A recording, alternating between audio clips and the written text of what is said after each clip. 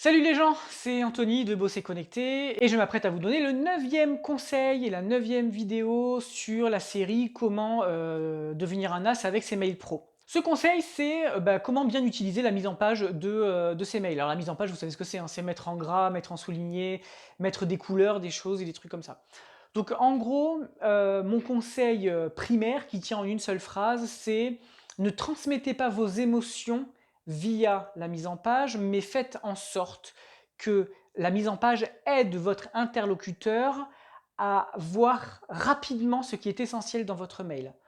Un usage qui est répandu et qui est très bien, c'est par exemple quand on envoie une invitation à un événement, on écrit tout son mail à peu près habituellement, aligné à gauche, mais quand on parle du lieu de l'événement et de la date et de l'heure, là, on se met en paragraphe, on se met en centré, on centre le texte, souvent on met en gras et du souligné pour l'information la plus importante, soit pour l'information de la date et de l'heure.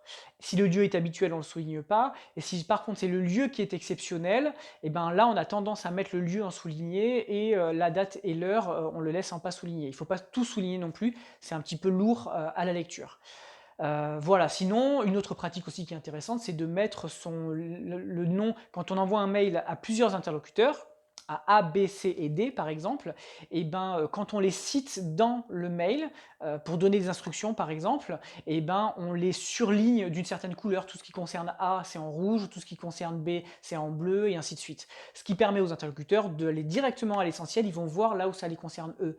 Un autre usage qui est intéressant, c'est quand on fait un mail avec par exemple 10 lignes et qu'on met du coup 6-7 phrases, qu'on mette les quelques mots les plus importants en surbrillance, excusez-moi, en gras, pour faciliter la lecture, pour attirer directement l'attention du lecteur sur ces informations-là.